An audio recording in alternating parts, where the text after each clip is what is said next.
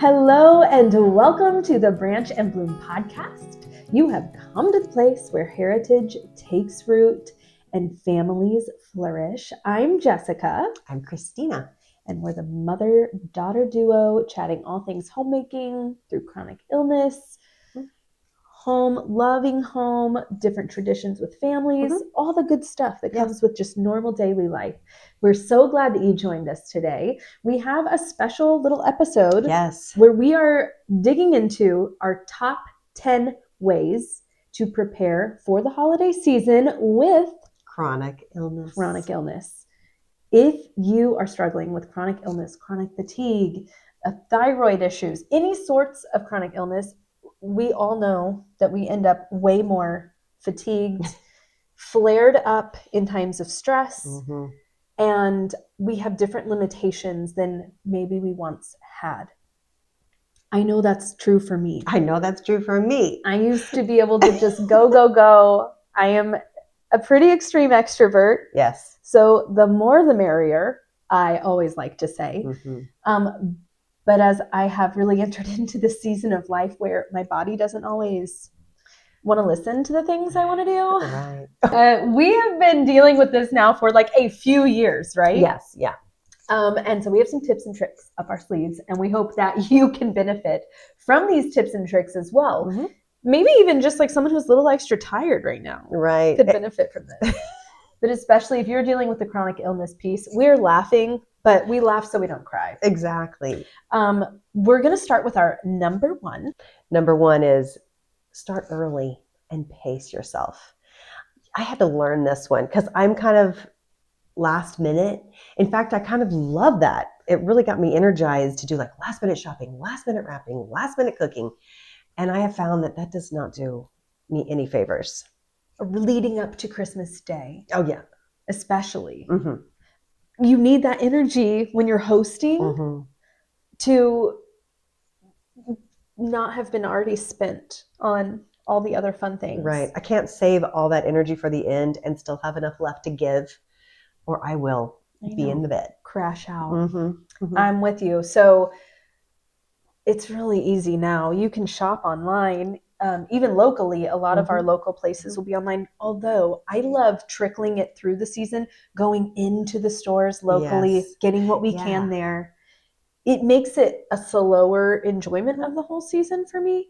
And it really helps me come Christmas Day. Right. And you can also simplify how much you're going to shop, how much you're going to buy.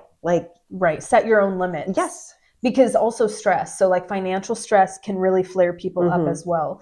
Stay within your means. Just because you spent X amount of dollars last year per child doesn't mean you have to do it this year. Just because all the cousins go together and exchange a $30 gift doesn't mean you always have to. That happens in our family. I love that they do that. They do like a white elephant exchange. And some years we can participate and some years we can't. And we just enjoy it either way. We enjoy like the whole process and being with people, but just sort of set those expectations early. Make a list of like your must bake foods and must make foods. So everything you can stock your pantry with in advance, that can happen. That can happen even before Thanksgiving, all your dry goods. Yes. And there are a lot of things you can make and bake in advance and freeze. Yeah. Cookie dough is really great for that. I actually am also freezing butter right now. I'm getting like a little bit of butter. Yeah. It's extra butter every week. It's a butter season, baking. Yes. But yeah, stock that pantry. And you know what your family like. They definitely want these things. It's fun to add new things to the mix, but if you can't, that's okay. This is maybe if you're dealing with a big flare up of chronic illness, this might be the year to just lean in hard to traditions. Yes. The tried and true. It can even be fun to start early by asking your family, like, okay, what's one thing that you, individual, really want mom to make this year? Yeah, that's a great idea. I like that. I like that idea. Number two, simplify those traditions. Just because 5 years ago you was able to do 3 amazing things every week and you were the hostess with the mostest does not mean you have to be that every year. Right. It's really important when we're dealing with chronic illness to live a really full life within the capacity that we have in that moment. Yes. I don't want to lean so hard into rest that we're not one anothering. Right. And we're depressed. But I also don't want to get frenzied. Right. And wear myself out. Yeah. And be on the couch when I really want to be engaging with my people. Yeah. And you can simplify, like you can still go Christmas caroling. Yes. You don't have to go to 10 places. You don't have to sing 10 songs. You can, draw back, but still do the things that matter, things you love to do, things that are going to have an impact on other people's lives. One of the things that I'm not doing this year is hosting our own Christmas pageant. I did that many years. I wrote our own scripts, or I used one from Answers in Genesis. But this year, we're just taking part in the church program, which the kids are really excited about. And that's great too. Yes. There are a lot of ways to simplify. Remember that something as simple as popcorn in a Christmas movie is a tradition. That's right. That's an easy one. It's an easy one. And you can rest on the couch while you're doing it. And I think just even calling normal things a tradition, like bordering it with Christmas lights a bit, like so to speak, makes it special. Yes. So driving to look at Christmas lights does not require a lot of energy. That's right. But it's a tradition. And it's going to stick with your kids. Yes. Yeah. And if you don't have the capacity to bake cookies from scratch this year, Sweet Lauren's has got your back, okay? If you're gluten-free and dairy-free. If you have a chronic illness, the odds of you eating some food editing is pretty great. Yes. So there are all kinds of options. And just be willing to simplify, even in the things you really love doing. Yes. Do those things, but just maybe edit it just a tiny bit. I like that. Edit. Like that. Number 3 is plan for rest. Understand that you're probably going to need rest, especially in a season where we're doing a little bit more than maybe we're normally doing. So cut back, like maybe plan one big event a week, just one. And if you can't do that, then don't do that. But if you can get just one thing, I think that'll be great, because those things will still give you the memories, the activities, the fellowship, the one anothering. And one big thing can look a lot of different ways. Yes. For some people, their big thing is going to be, I am going to take one night or one afternoon and I am going to do the whole 4-course meal. I'm having people in.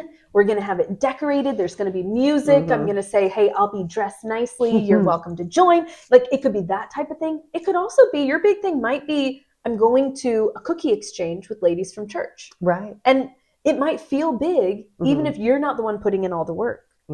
We hit different seasons of life. We also have different personalities for what feels big to each individual person can be different. So that, just to let you know where our head's at, we're not saying every week you should be doing a major production. Right. No. And when it gets to Christmas Day or to the days surrounding, one thing I love is that we have a lot of family events to go to. And one thing that really wears me out is going to a lot of events. So I try to reserve some of that energy through the month, rest up a couple days before that if I'm able, and really just let those days live large. And be willing to be a little bit tired. Yeah. But planning for rest afterwards. Yes. Like, the day after, recently you had a day like that. I had a day where one piece of my story is, maybe you caught this in the CIRS episode, my body does not eliminate the toxins that come from water-damaged buildings. And recently I spent a whole day in buildings like that. And the next day I was very discouraged because I was in a lot of pain. I had a really hard time cognitively engaging.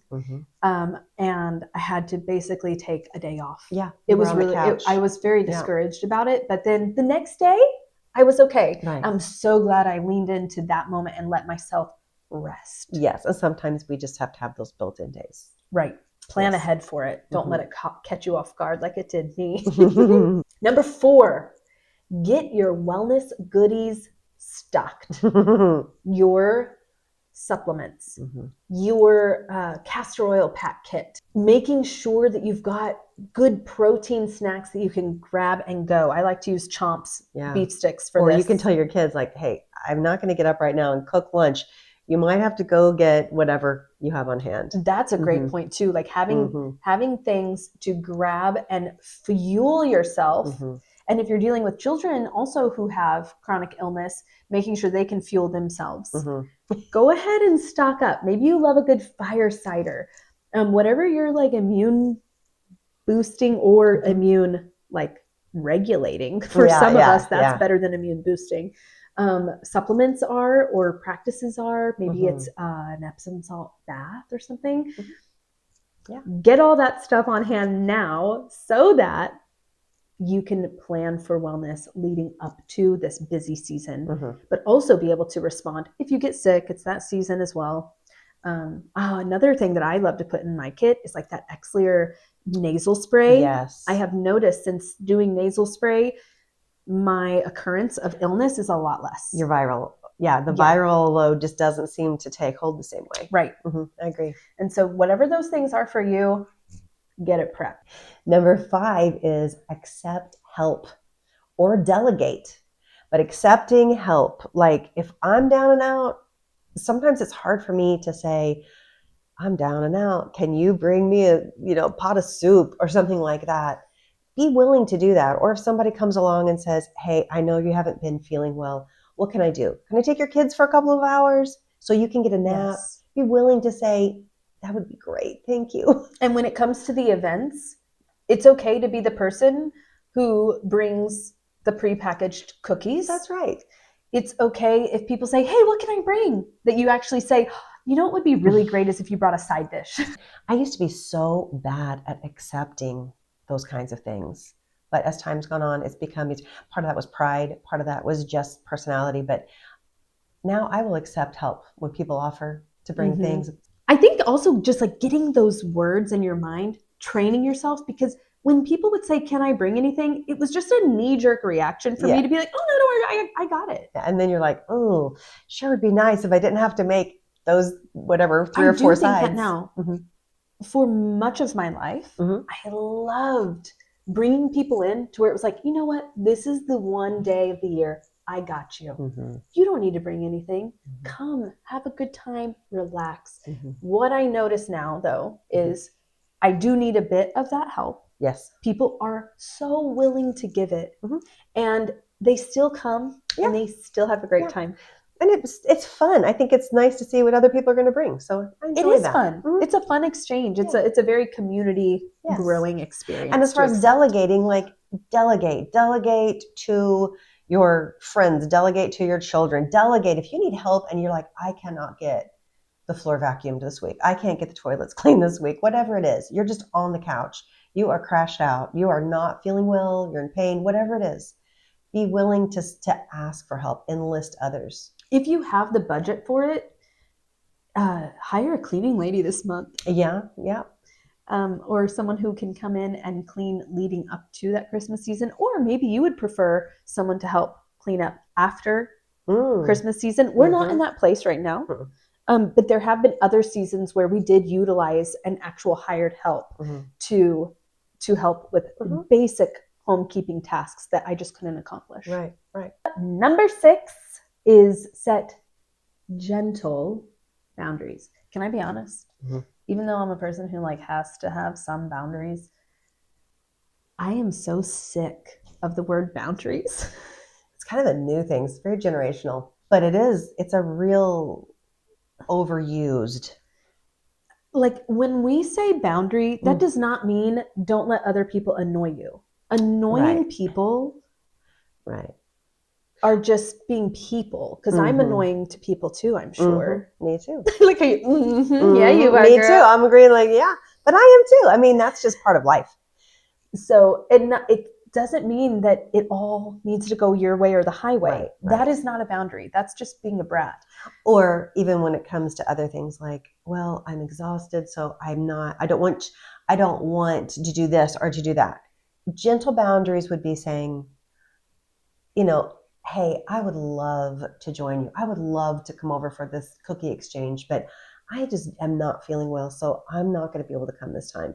That's a gentle boundary. You can be kind while you say, I can only go this far and I can't go any further. I think why I don't like boundaries, or where I don't like them, would be when it flows out of a very like presumptuous and prideful place. Like, yeah, that is beneath me, or I don't like that, and I am not going to be subjecting myself to your presence. Right.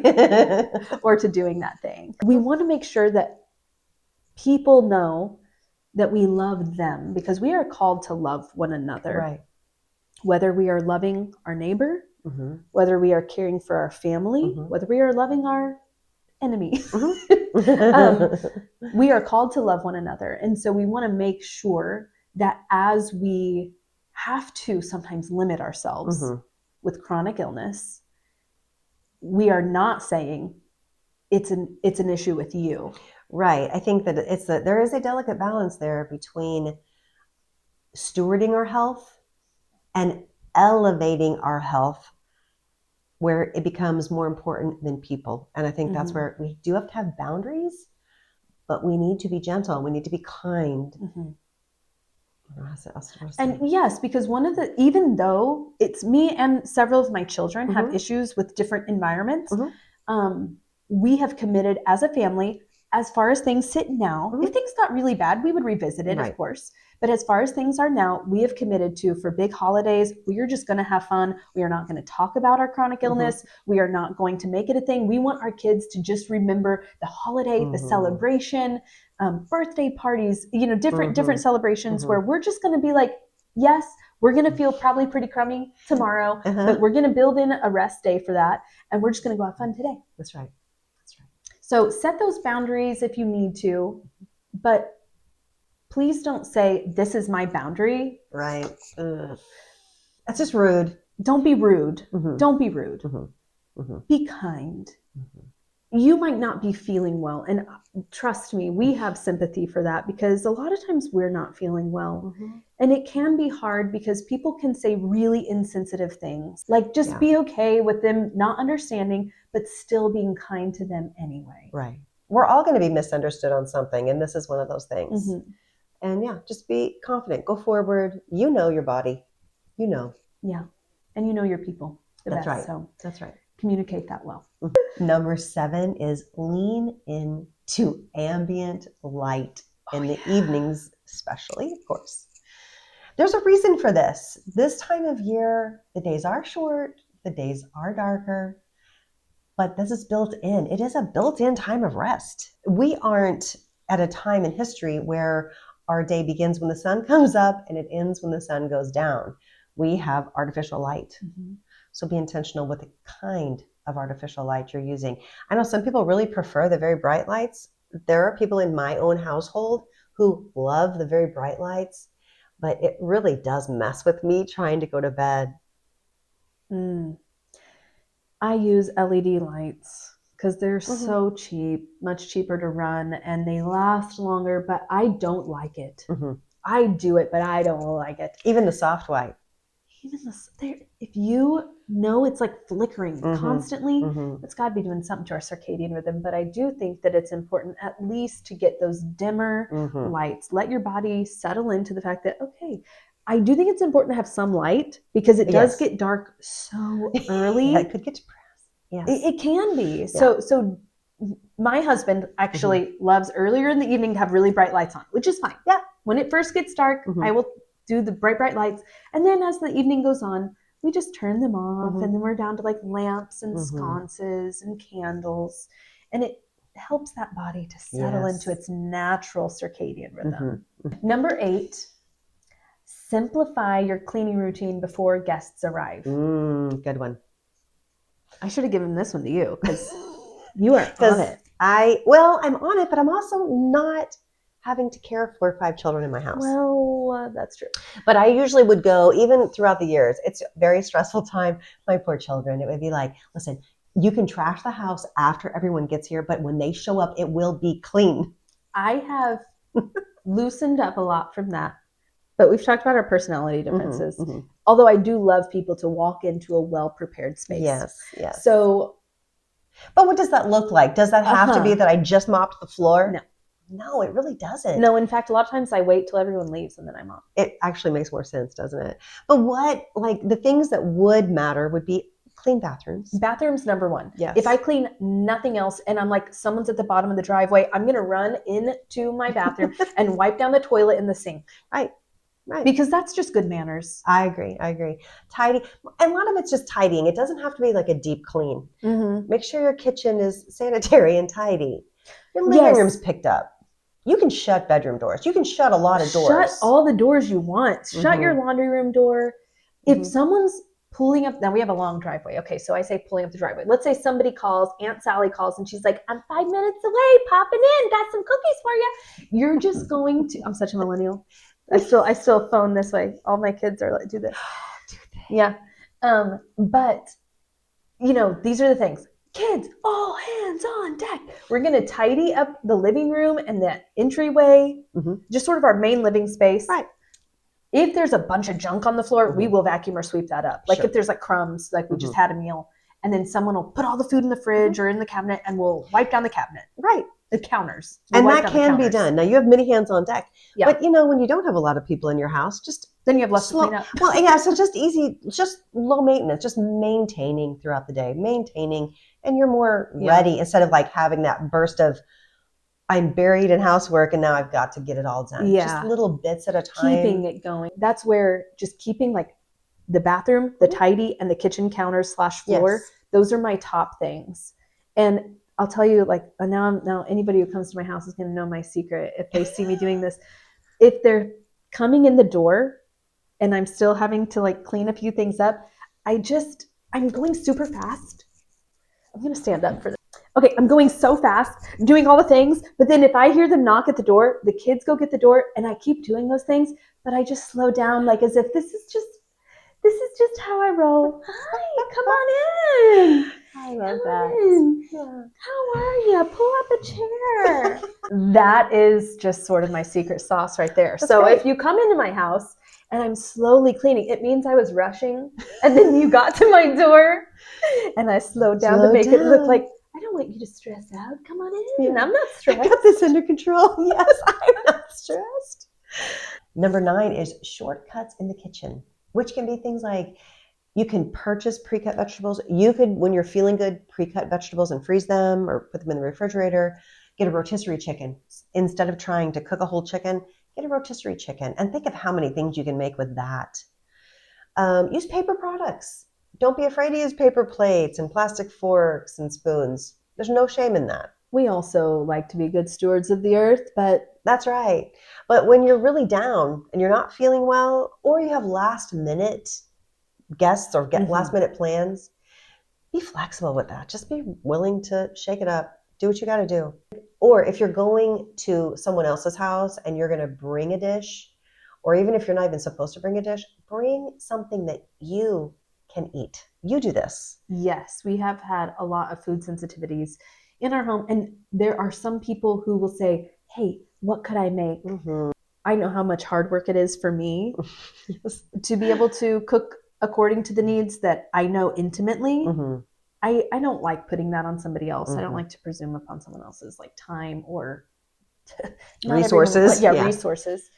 And so one great thing to do is to bring something that your entire family can eat. One of my favorite things I'm going to talk about in Stories of Home. So okay, great. I think I know the one. I think I know it. Number 10, don't be a perfectionist. Be willing to let it go. Let things go. We don't need to micromanage everything. We can have a great memory without it looking perfect. Right. We can be flexible. Yes, we planned to do these, few things this week, but you know what? Little brother, he's not doing well. He needs a break. And so, some kids might be able to go and you wanted it to be a big family thing, but you're going to have to send some kids with grandma and grandpa and stay home with little bro. And there's just lots of different moving parts with chronic illness families that we have to be flexible. And it it is kind of sad. It I'll be is. honest. It is. When you have those years, you feel like you're missing out. You feel like your kids are missing out. But looking back, if we lean into, okay, I always think about when I was sick and I'd go to my grandma's house and it was horrible because you're sick, but also kind of like nice because grandma took care of you and made you red dye 40 Kool-Aid and Jello. brought in Jello and you got to watch cable and she sat on the edge of the bed and she had like a big belly, so she'd sit there and she'd just talk to you and rub your little foot and put a cold wash rag on your head, Vicks Vapor Rub. Anyway, all those little things, we don't do all the red 40 and we have our own little things that we use, but we can create that type of experience when a child needs a break at home, right? Where they can at least look back and be like, I love how I was comforted. Yeah. I loved, you introduced me to this idea of convalescing. And when I look back on that, I think, oh, yeah, those were sweet times. I've had surgeries before. I have great memories of that because of the way I was cared for. Interesting, right? Hospitality and hospital, like when we're caring for someone else's needs, it can be a form of hospitality to them. That doesn't always just look like the fun, entertaining aspects. Right. It can look like caring for someone when they're low, when they're down and out. So just be willing to make those adjustments to your schedule. You may have to bow out. You may still be able to participate. You may be able to host. You might have to cut the menu in half.